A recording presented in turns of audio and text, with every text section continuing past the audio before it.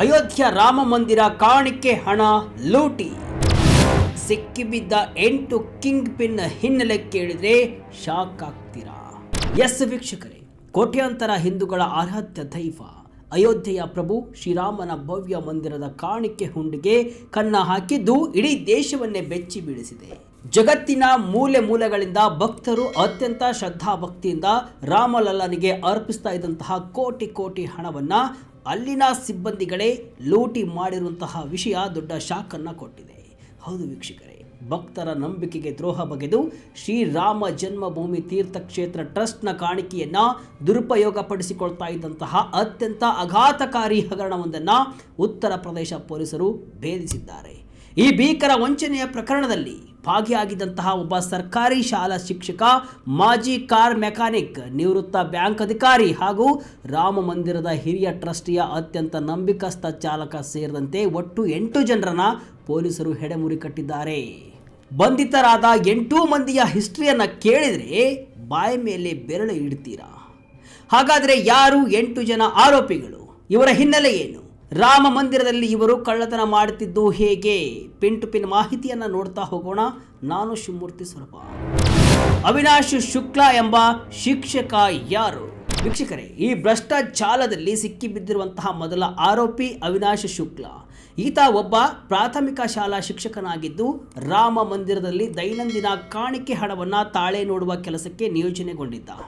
ಪೊಲೀಸರು ಈತನ ಮನೆಯ ಮೇಲೆ ದಾಳಿ ನಡೆಸಿದಾಗ ಬರೋಬ್ಬರಿ 20 ಲಕ್ಷ ರೂಪಾಯಿಗೂ ಅಧಿಕ ನಗದು ಹಣ, ವಿದೇಶಿ ಕರೆನ್ಸಿಗಳು, ಭಾರೀ ಪ್ರಮಾಣದ ಚಿನ್ನಾಭರಣಗಳು ಪತ್ತೆಯಾಗಿವೆ. ಇಷ್ಟೇ ಅಲ್ಲದೆ ಈತನ ಮನೆಯಲ್ಲಿ ರಾಮರಾಜ್ಯ ಕೋಶ ಅಂತ ಬರೆದಿರುವಂತಹ ಕಳ್ಳ ಕಾಣಿಕೆ ಪೆಟ್ಟಿಗೆಯೊಂದು ಸಿಕ್ಕಿದ್ದು ಅದಕ್ಕೆ ಡಿಜಿಟಲ್ ಪಾವತಿಗಾಗಿ QR ಕೋಡನ್ನು ಅಳವಡಿಸಲಾಗಿತ್ತು. ತನಿಖೆಯ ಸಮಯದಲ್ಲಿ ಈ ಅವಿನಾಶ್ ಶುಕ್ಲಾ ಆಘಾತಕಾರಿ ರಹಸ್ಯವನ್ನು ಬಿಚ್ಚಿಟ್ಟಿದ್ದಾನೆ. ಕಾಣಿಕೆ ಎಣಿಕೆ ಕೇಂದ್ರದಲ್ಲಿ CCTV ಕ್ಯಾಮೆರಾಗಳ ಕಣ್ಣಿಗೆ ಸಿಗದ ಕುರುಡು ವಲಯಗಳನ್ನು ಗುರುತಿಸಿಟ್ಟುಕೊಂಡಿದ್ದಂತಹ ಈ ಕಳ್ಳರು ಎಣಿಕೆ ಮಾಡುವಾಗ ನಗದು ಹಣವನ್ನು ಕದ್ದು ತಾತ್ಕಾಲಿಕವಾಗಿ ಶೌಚಾಲಯಗಳ ಒಳಗೆ ಬಚ್ಚಿಟ್ಟು ನಂತರ ಮನೆಗೆ ಸಾಗಿಸ್ತಾ ಇದ್ರು ಅಂತ ಒಪ್ಪಿಕೊಂಡಿದ್ದಾನೆ. ಈತ ಕಳೆದ ಹಲವು ವರ್ಷಗಳಿಂದ ಅಯೋಧ್ಯೆಯ ಯೋಗ ಕೇಂದ್ರವೊಂದರಲ್ಲಿ ವಾಸ ಮಾಡ್ತಾ ಇದ್ದ. ಅನುಕಲ್ಪ್ ಮಿಶ್ರಾ 15,000 ಸಂಬಳ, 65 ಲಕ್ಷದ ಬಂಗಲೆ. ಲವಕುಶ್ ಮಿಶ್ರಾ ಕಾರ್ ಮೆಕ್ಯಾನಿಕ್, 40 ಲಕ್ಷ ಒಡೆಯ. ವೀಕ್ಷಕರೇ, ಈ ಪ್ರಕರಣದಲ್ಲಿ ಸಿಕ್ಕಿಬಿದ್ದಿರುವಂತಹ 2ನೇ ಆರೋಪಿ ಅನುಕಲ್ಪ್ ಮಿಶ್ರಾ. ಈತ ಹೊರಗುತ್ತಿಗೆ ಏಜೆನ್ಸಿಯ ಮೂಲಕ ತಿಂಗಳಿಗೆ ಕೇವಲ 15,000 ರೂಪಾಯಿ ಸಂಬಳಕ್ಕೆ ದೇವಸ್ಥಾನದ ಕಾಣಿಕೆ ಎಣಿಕೆ ಕೇಂದ್ರದಲ್ಲಿ ಕೆಲಸಕ್ಕೆ ಸೇರಿಕೊಂಡಿದ್ದ.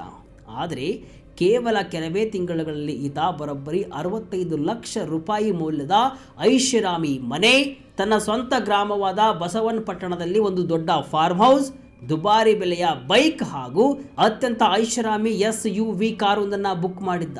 ಈತನ ಮನೆಯಿಂದ ಪೊಲೀಸರು ಬರೋಬ್ಬರಿ 16.5 ಲಕ್ಷ ರೂಪಾಯಿ ನಗದನ್ನು ಜಪ್ತಿ ಮಾಡಿದ್ದಾರೆ. ಈತನಿಗೆ ರಾಮ ಮಂದಿರದ ಟ್ರಸ್ಟ್ನ ಪ್ರಮುಖ ಸದಸ್ಯರಾದ ಅನಿಲ್ ಮಿಶ್ರಾ ಅವರ ಜೊತೆ ಕೌಟುಂಬಿಕ ಸಂಬಂಧವಿರುವಂತಹ ಬಗ್ಗೆ ಪೊಲೀಸರು ಈಗ ತನಿಖೆಯನ್ನು ನಡೆಸುತ್ತಿದ್ದಾರೆ. ಇನ್ನು ಈತನ ಸಹೋದರ, ಮಾವ ಹಾಗೂ 3ನೇ ಆರೋಪಿ ಲವಕುಶ್ ಮಿಶ್ರಾ ಎಂಬಾತ ಈ ಹಿಂದೆ ಕೇವಲ 10 ರಿಂದ 12 ಸಾವಿರ ರೂಪಾಯಿ ಸಂಪಾದಿಸ್ತಾ ಇದ್ದಂತಹ ಕಾರ್ ಮೆಕ್ಯಾನಿಕ್ ಆಗಿದ್ದ. ಈತ ಕೇವಲ 12ನೇ ತರಗತಿ ಓದ್ತಾ ಇದ್ರೂ ಕೂಡ ಕಾಣಿಕೆ ಹಣವನ್ನು ದೋಚುವ ಕ್ರಿಮಿನಲ್ ಪ್ಲಾನ್ ಮಾಡಿದ್ದ. ಈತನಿಂದ ಪೊಲೀಸರು ಬರೋಬ್ಬರಿ 14.5 ಲಕ್ಷ ರೂಪಾಯಿ ನಗದನ್ನು ಅಂದರೆ ಕ್ಯಾಶನ್ನು ವಶಪಡಿಸಿಕೊಂಡಿದ್ದಾರೆ. ರಾಮ್ ಶಂಕರ್ ಮಿಶ್ರಾ ಸುರಕ್ಷಿತ ಕೊಠಡಿಯಲ್ಲಿ ಕನ್ನ. ರಾಮ್ ಶಂಕರ್ ಯಾದವ್ ಹಗರಣದ ಮಾಸ್ಟರ್ ಮೈಂಡ್. ವೀಕ್ಷಕರೇ, 4ನೇ ಆರೋಪಿ ರಾಮ್ ಶಂಕರ್ ಮಿಶ್ರಾ ಎಂಬಾತ ದೇವಸ್ಥಾನದ ಅತ್ಯಂತ ಸುರಕ್ಷಿತವಾದ ನಗದು ಎಣಿಕೆ ಕೊಠಡಿಯ ಒಳಗೆ ಕೆಲಸವನ್ನು ಮಾಡ್ತಾ ಇದ್ದ. ಈತ ಎಣಿಕೆ ಮಾಡುವಾಗಲೇ ಕ್ಯಾಶನ್ನು ತನ್ನ ಜೇಬಿಗೆ ಇಳಿಸ್ತಾ ಇದ್ದ. ಈತನಿಂದ 7.5 ಲಕ್ಷ ರೂಪಾಯಿ ಹಣವನ್ನು ಜಪ್ತಿ ಮಾಡಲಾಗಿದೆ. ಇನ್ನು 5ನೇ ಆರೋಪಿ ರಾಮಶಂಕರ್ ಯಾದವ್ ಅಲಿಯಾಸ್ ಟಿನ್ನು ಯಾದವ್. ಈತ ಇಡೀ ಹಗರಣದ ಅತಿ ಪ್ರಮುಖ ಮಾಸ್ಟರ್ ಮೈಂಡ್ ಎನ್ನಲಾಗಿದೆ. ಈತ ಮೊದಲು ಶ್ರೀರಾಮ ಜನ್ಮಭೂಮಿ ತೀರ್ಥಕ್ಷೇತ್ರ ಟ್ರಸ್ಟ್ನ ಪ್ರಧಾನ ಕಾರ್ಯದರ್ಶಿ ಚಂಪತ್ ರಾಯ್ ಅವರ ವೈಯಕ್ತಿಕ ಚಾಲಕನಾಗಿದ್ದ. ನಂತರ ನಂಬಿಕಸ್ಥನಾಗಿ ಬೆಳೆದು ದೇವಸ್ಥಾನದ ಆಡಳಿತ ಮತ್ತು VIP ಗಣ್ಯರ ನಿರ್ವಹಣೆಯ ಪ್ರಮುಖ ಜವಾಬ್ದಾರಿಯನ್ನು ಪಡೆದುಕೊಂಡಿದ್ದ. ಈ ನಂಬಿಕೆಯ ದುರುಪಯೋಗ ಪಡಿಸಿಕೊಂಡ ಟಿನ್ನು ಯಾದವ್ ಕಾಣಿಕೆ ಎಣಿಕೆ ಕೊಠಡಿ ಹಾಗೂ ಮುಖ್ಯ ಕಾಣಿಕೆ ಪೆಟ್ಟಿಗೆಗಳ ಕೀಲಿಗಳನ್ನು ಕಾನೂನು ಬಾಹಿರವಾಗಿ ತನ್ನ ಬಳಿ ಇಟ್ಟುಕೊಂಡು ರಾತ್ರಿ ವೇಳೆ ಕಾಣಿಕೆ ಲೂಟಿ ಮಾಡಲು ದಾರಿ ಮಾಡಿಕೊಟ್ಟಿದ್ದ. ಸದ್ಯ ಈತನ ವಾಟ್ಸಪ್ ಚಾಟ್ಗಳನ್ನು ಪೊಲೀಸರು ತೀವ್ರವಾಗಿ ಪರಿಶೀಲನೆಯನ್ನು ನಡೆಸುತ್ತಿದ್ದಾರೆ. ಮನೀಶ್ ಕುಮಾರ್ ಯಾದವ್, ಸುಭಾಷ್ ಚಂದ್ರ ಶ್ರೀವಾಸ್ತವ, ನಿವೃತ್ತ ಬ್ಯಾಂಕ್ ಅಧಿಕಾರಿ. ವೀಕ್ಷಕರೇ, 6ನೇ ಆರೋಪಿ ಮನೀಶ್ ಕುಮಾರ್ ಯಾದವ್ ಈ ಟಿನ್ನು ಯಾದವ್ನ ಸ್ವಂತ ಸೋದರ ಅಳಿಯನಾಗಿದ್ದಾನೆ. ಮಾವನ ಪ್ರಭಾವವನ್ನು ಬಳಸಿ ದೇವಸ್ಥಾನದ ಕಾಣಿಕೆ ಎಣಿಕೆ ಟೀಮ್ ಒಳಗೆ ನುಗ್ಗಿದ್ದ ಈತ ಎಣಿಕೆ ಕೊಠಡಿಯಲ್ಲಿ ಲೂಟಿ ಮಾಡಲು ಸಹಾಯವನ್ನು ಮಾಡ್ತಾ ಇದ್ದ. ಇನ್ನು 7ನೇ ಆರೋಪಿ ಸುಭಾಷ್ ಚಂದ್ರ ಶ್ರೀವಾಸ್ತವ್ ಎಂಬಾತ ನಿವೃತ್ತ ಬ್ಯಾಂಕ್ ಅಧಿಕಾರಿಯಾಗಿದ್ದ. ಈತನಿಗೆ ಬ್ಯಾಂಕಿಂಗ್ ಕ್ಷೇತ್ರದ ದೊಡ್ಡ ಅನುಭವ ಇರುವುದರಿಂದ ದೇವಸ್ಥಾನದ ಟ್ರಸ್ಟ್ ಈತನನ್ನು ಯಾತ್ರಾರ್ಥಿ ಸೌಲಭ್ಯ ಕೇಂದ್ರದಲ್ಲಿ ಕಾಣಿಕೆ ಎಣಿಕೆಯನ್ನು ಮೇಲ್ವಿಚಾರಣೆ ಮಾಡಲು ನೇಮಕವನ್ನು ಮಾಡಿತ್ತು.